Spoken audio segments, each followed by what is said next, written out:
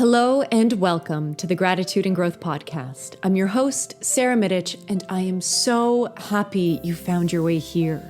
Most of you probably know me as an actor, but what you might not know is I have been on the most transformative journey these last few years. And I've created this podcast to share the discoveries I've had and things I've learned and continue to learn about this wonderful journey we all call life and how to attain joy, peace, and ultimately freedom.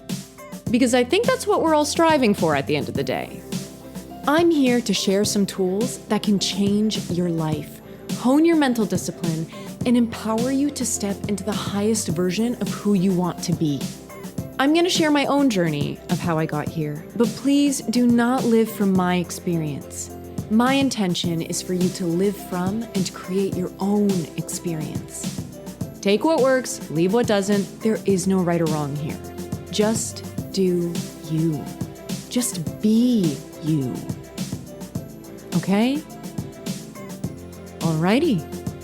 Let's dive in. Hello, and welcome to the very first episode of the podcast. I have to say, this podcast has been a dream for almost a year now, and the fact that I'm sitting here recording my very first episode fills my heart with so much joy. So truly, thank you so much for tuning in wherever you're tuning in from. I was wondering how to start the podcast. I was wondering where in my journey I should start it from, and then I was having tea with a friend the other day, and she said to me, seeing who you are now compared to who you used to be is so inspiring. And I thought, that's a perfect place to start from, is by giving you a very open and honest account of who I was before I started doing the work. And so I shall start at the beginning.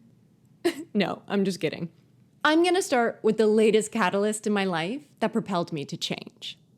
Now, I don't know about you, but there have been many events and things that have happened in my life that inspired me to want to change. And then I would change for a month or two, but ultimately I would always end up cycling back to the version I was before or to the patterns I was used to before. But this time it stuck. And it all started about 2.5 years ago when I ended a decade-long relationship and canceled my wedding 6 weeks before it was supposed to happen. When that relationship ended, I had no idea who I was. And I genuinely mean that. I had no idea what my own opinions were on politics, religion, spirituality.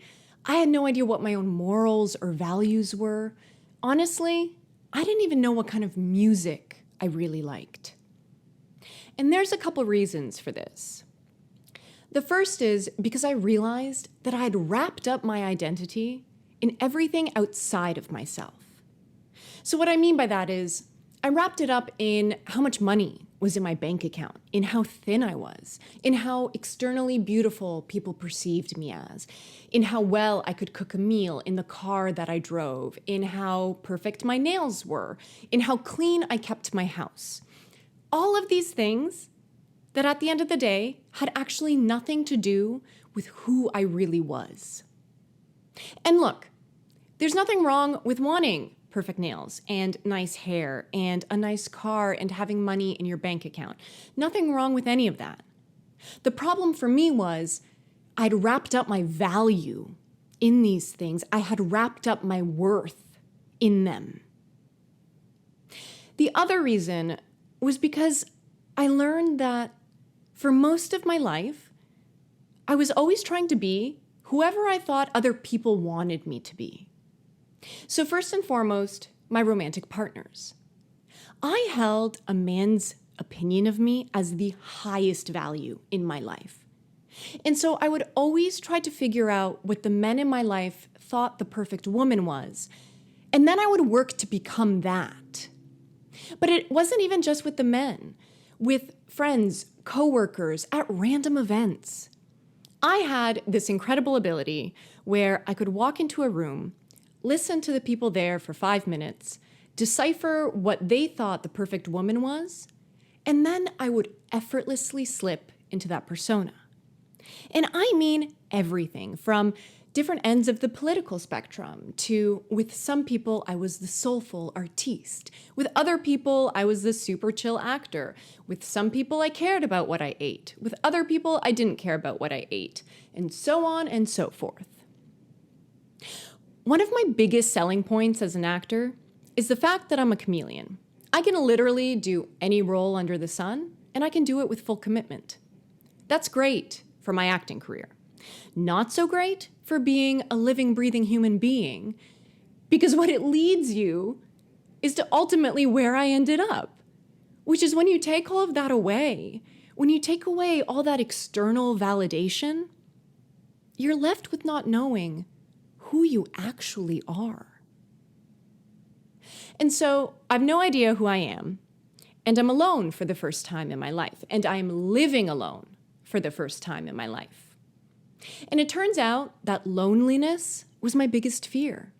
It's why I jumped from relationship to relationship my whole life. It's why I jumped from job to job, project to project. I always had to be busy. I always had to have some external noise going on because I couldn't handle the loneliness of the silence. And so all of this put together, I dove head and heart first into what I called back then my hot girl summer. I think I spent every day that I wasn't working that summer drunk, stoned, or both. And I had never experienced anything like this before in my life. And look, I don't want to rob that summer of the freedom that it gave me, because it really did. It gave me a freedom I didn't even know existed. I felt like I had broken through a cage and like I was living my life for me for the first time. But I also don't want to glorify that lifestyle, because my truth from where I'm sitting now is it's not a healthy way to live, and it's not a healthy way to process your pain. Because all I was doing at the end of the day was numbing myself. I was numbing myself because I couldn't handle my life sober. I was numbing myself because on top of it all, I was suddenly so unlikable to so many people for this decision that I had made.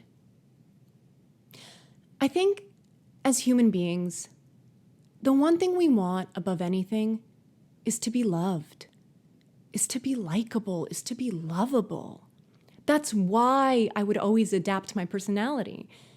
It's just because I wanted the people in the room to like me at the end of the day. And now at this point in my life, I was so unlikable. And that was unbearable to me to handle sober. And so I just built this veneer on top of it all. I built this veneer to try to hold myself together. So I'm waltzing through my hot girl summer / my summer of sadness, as I now call it. And then one day I did mushrooms. And I did them all wrong. I had never done mushrooms before. And I was drunk, I hadn't eaten in a while, and I didn't feel safe. I was told later that this is a recipe for disaster. Look, all jokes aside, that was the worst night of my life. Because my experience is that with psychedelics, whatever veneer you've put on top stands absolutely no chance. The shrooms cut right through it. And that night propelled me into the deepest depression I have ever experienced. I've been depressed 3 times in my life. The first was in my teens when my ballet career ended earlier than I ever imagined. The second was when I was 23 after I buried my father. And this was the third. And this was the deepest, and this was the darkest, because this one was of my own doing. But sitting where I am now, I am so grateful for that experience, and I am so grateful for that darkness, because I wouldn't know this incredible joy that I feel now on a daily basis. We live in a world of relativity. You cannot know left without right. You cannot know up without down. You cannot know light without dark. And I've learned that sometimes the darker the night, the brighter the light is on the other end. Okay, back to my shrooms trip. At one point, I was laying on my floor, staring at my kitchen ceiling, and part of my ceiling is popcorn and part of it's smooth. And I remember screaming through uncontrollable sobs, which one am I supposed to be? The rough or the smooth? And my entire world came out from under me. And all of my demons came out. And I mean, they literally came out and started talking to me. So the first one that came out was what I call dead dad demon. My father died very quickly 11 years ago. On June 1st, he was diagnosed with stage 4 colon cancer, and August 17th, he was gone. And dead dad demon was like, hey, you never processed the last few months of my life. Not only that, you never processed what my death or what my life did to you. And then another demon came out. Hey, why do you hate your physical body? Why do you abuse your physical self so much? And then another one, my fear of rejection. Another one, my fear of being too much, my fear of being not enough, my fear of being the bad guy. All of my demons literally came out and started talking to me. So something I'm going to do in this podcast a lot probably is reference some books that have had a profound impact on my life and on my journey. I'm not affiliated with them in any way. You do not have to read them by any means, but they are just books that affected me in a really beautiful way along this journey. And so in his book, The Untethered Soul, Michael Singer has a concept called your thorns. Essentially, a thorn is an event that you don't allow to pass through you. So as humans, thousands of events pass through us every single day. You're at the grocery store and something's on sale or not on sale. That passes through you. You're on a hike, you see a beautiful tree. That passes through you. You're on the highway, you see a car crash. That passes through you. Thousands of events pass through us all the time. But sometimes an event doesn't pass and it gets lodged in our heart as a thorn. And what we do is we build an entire personality around the thorn, an entire defense mechanism so that no one and nothing can touch the thorn, because to touch the thorn hurts. So let me give you a couple examples from my own life and from that night. Dead dad thorn. When my dad got sick, I literally tried to do everything I could, emotionally, mentally, and physically, to save him. I really did. I tried really hard to save him. But ultimately, I failed. He died. And I held such guilt over not being able to save him, and that guilt lodged itself as a thorn in my heart. And the personality I built around it for the next 9 years was that I would work to save everyone and everything in my life all the time. Now, that might sound like a very selfless way to live your life, but I learned that it's actually not. Because when I was operating from that place, I was actually operating from a place of fear. I was operating from a place of guilt and from a place of depletion. And so everything that I was giving everyone was usually rooted more in obligation and duty than actual willingness and actual love. It also put the impossible burden of being responsible for everyone else's happiness in my life. One of the biggest truths I've learned is that your happiness is your own choice and responsibility, and everyone else's happiness is their own choice and their own responsibility, not yours. Another thorn that came out for me that night, and the one that actually propelled me the most into the darkness, was my thorn of loneliness. So I kind of already talked about the personality I put on top, relationship to relationship, job to job, project to project, busy, busy, busy, noise, noise, noise. But what was so hard for me that night was I saw for the first time in my life where that thorn came from, why I was so afraid of being alone, why I didn't like being alone. And it's because I hated myself. And I hated how I was showing up in the world. I remember waking up the next morning, and there aren't really words to describe how I felt. The closest ones are discombobulated, confused, lost, helpless. I had no idea how to process everything that just came up. And I didn't really know how to talk about it with people. And I didn't feel like I could talk about it with anyone because I felt such shame over the experience as a whole. And it really propelled me into some serious darkness. And eventually I realized that I had two options. I could let this destroy me, or I could use this for change.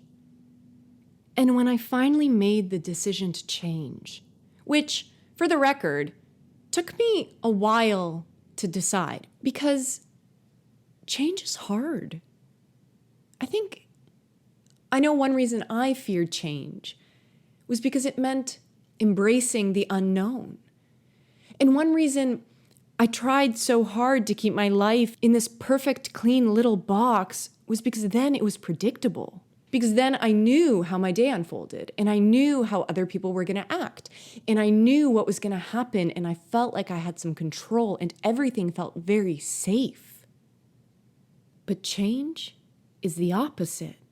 True, real change is terrifying because you have to let go of everything that you know.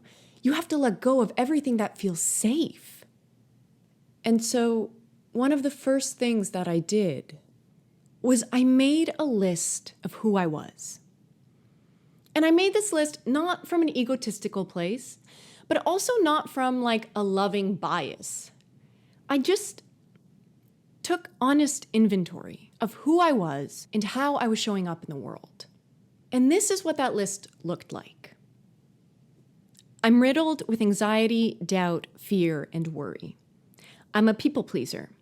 I'm living to please everyone else, and I'm just trying to be what I think they want me to be. I have no boundaries with anyone. I don't know how to say no. I always feel like I need to prove myself. I don't listen to people. I always make what they're saying about me. I have so much guilt inside, and I don't know where it comes from. I feel like a fraud in my own life. I'm sad, and I'm scared, and I'm tired, and I don't know who I'm supposed to be anymore. I have no control over my life. So I sat with that list for a few days. And then I made another list. I made a list of who I wanted to be. And on this list, there were physical goals I wanted to achieve, there were accolades I wanted to win in my career, but I also really focused on the personality traits, on how I wanted to show up in the world and how I wanted to show up in my relationships. And this is what that list looked like. I want to be happy unconditionally. I want to be the biggest beacon of love in this world. I want to be genuinely kind, patient, and generous. I want to actually listen to people, and I want to listen more than I speak. I want to do something with my life that helps people, that has a greater purpose than me. I want to live every single day that I wake up on this earth. I want to take up space confidently. I want to be enough for myself. And so now I had these two lists. And if I'm being real, things actually got a little darker because I knew who I was and I knew who I wanted to be, but I had absolutely no idea how to get there. But that's what propelled me into the work because I knew that there had to be a way.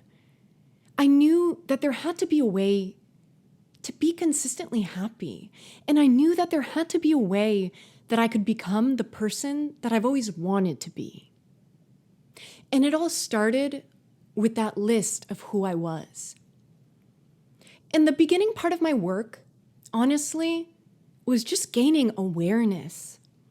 Just gaining awareness of, okay, let me give you some real examples. So one thing I realized that I did a lot was I was operating from a place where I felt like I needed to prove myself all the time when I was in a room. And how that would manifest is I'd always end up interjecting into people's stories and interrupting them and somehow making what they were saying about me. And it came from a place of wanting to be relatable. So inside, my mind was kind of like, oh, hey, me. I can relate to this. I can relate to this. It didn't come from a malicious place. It just came from this like clingy unworthiness. And so I just started taking notice of when I was doing that. Or another example, I started noticing when I wanted to say no to things, but I actually said yes because I either felt obligated or I felt guilty or I was super people pleaser Sarah. So I just started noticing these things. And look, that doesn't mean that I immediately implemented the changes. I gotta be honest and say it took me a lot of time. But the awareness was my first step, and it was like a launching pad. And, sometimes I would get so angry with myself afterward, like I would leave a hangout and then I would go home and be like, oh my gosh, I did the thing again. Why can't I just not do it? To which eventually I learned to tell myself, hey, the win is in noticing it. And next time, try again. And if it doesn't work then the next time after that, try again. And eventually it was just trying again and building this awareness that got me to a point where I could actually make the tangible, actionable changes. And so before I started this episode, I actually made a list of who I am today. And I want to share that list with you too. I make gratitude a way of life. It is more than an intellectual understanding. I live a practical execution of being grateful every day. I see beauty in almost everything most days. I work hard to be kind, compassionate, generous, and patient, especially on days where I feel my patience running thin. I'm less defensive and reactive, and when I am, I apologize. My awareness is tenfold, and I'm able to understand my triggers and why I do what I do. I'm currently, as in this week, understanding the difference between awareness and overthinking. I'm very quick to forgive others, and to forgive myself. I'm working to honor my emotions and simply let them pass through me, without indulging in a dramatic narrative, nor avoiding them completely and dipping into toxic positivity. I honor and exercise my mind, body, and soul routinely and regularly. I'm making headway on speaking my truth, even if it'll make me unlikable to whoever is on the receiving end. I set up boundaries and I say no when I need to. Above all, I prioritize my peace. If I spiral, I usually do so for a few hours or a day, and then I'm able to use the tools and reset myself. I know my purpose in this world, and I am actively stepping into it. I've learned to move forward alongside my fear, instead of thinking that I have to rid myself of it. I'm noticing more and more how my need for control and perfectionism manifests in my life and in the choices that I make. I'm aware of when my people-pleasing tendencies come up, and I work to move past them. I choose to see this world from a lens of positivity and love every single day I wake up, despite what I might be going through. So that's who I am these days. And that's how I'm showing up. And look, just because I've been doing the work for a while, and just because I've promised myself I will continue to do the work, Doesn't mean that I don't get hurt. Doesn't mean that things don't shake me, that I don't feel pain, that I don't feel fear. Of course I do. I've learned that that's just the experience of being a living, breathing human being on this planet. But what I'm doing now is I'm creating less thorns. I'm letting things pass through me. I let things hit me. I sit in the emotion of it, and then I let it pass through me. I let it go, and then I move on. And I don't want that to sound discouraging. I really don't. Because truly, 90% of my days now are spent in joy and peace and bliss. 90%. That's not a bad number. But I can't give you 100. I can't. I don't know how.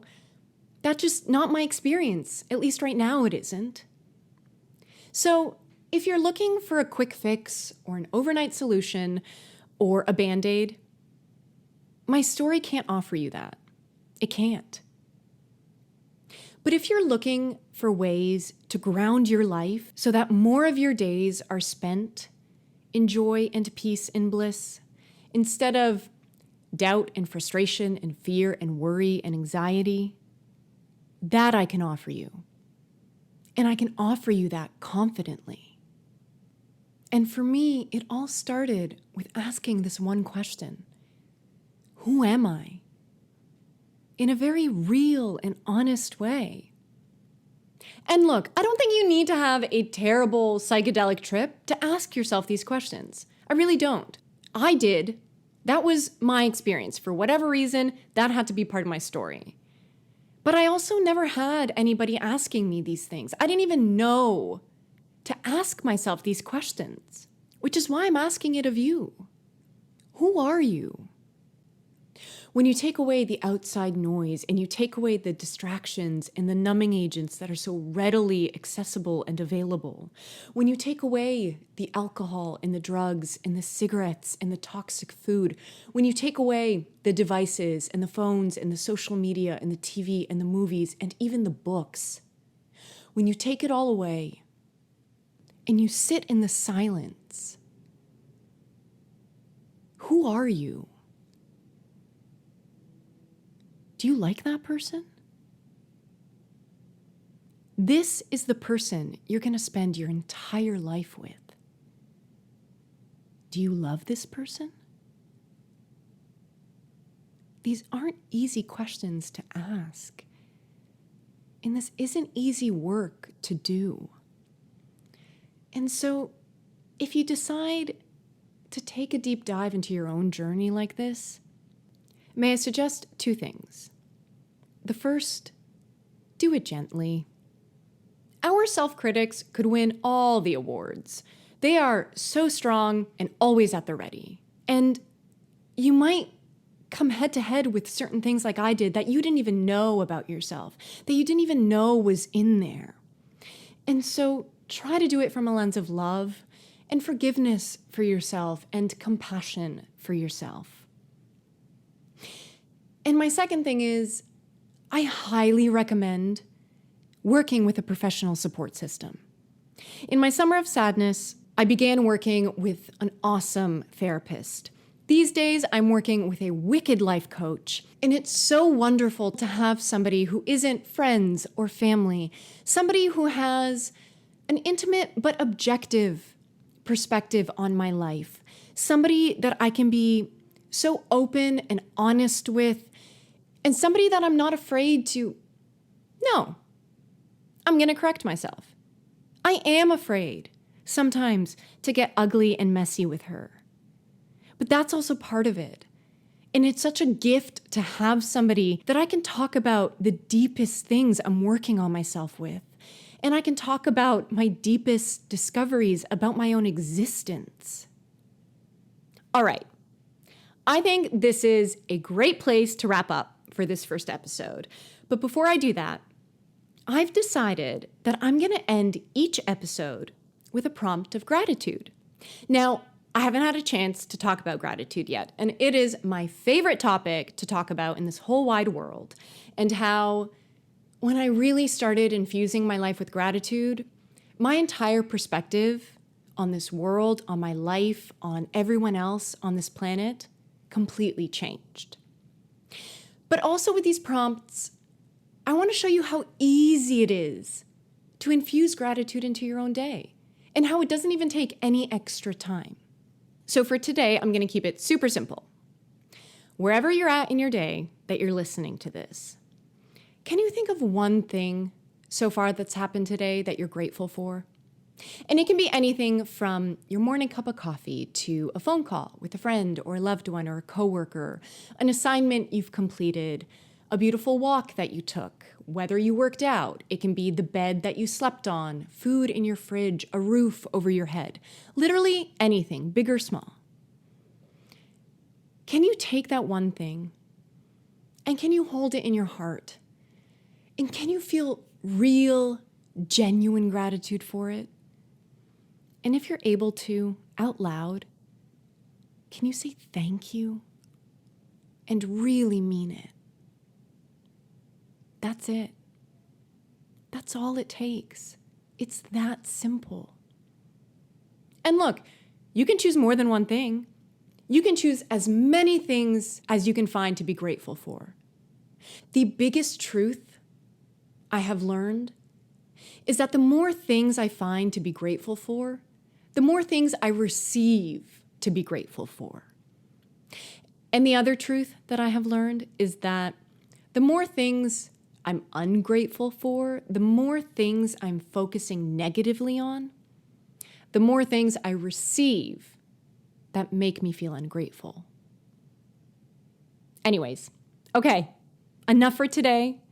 Thank you again so much for tuning in to this first episode, for listening to the beginning part of my story, and I cannot wait to share more with you. Much love. Bye for now. Thanks so much for checking out today's episode. If you resonated with what you heard, hit that subscribe button and maybe send it to someone who you think might need to hear today's message. If you want to stay up to date and connect with us on the socials, our Instagram handle is @GratitudeGrowthPodcast. Until next time, stay grateful and keep growing.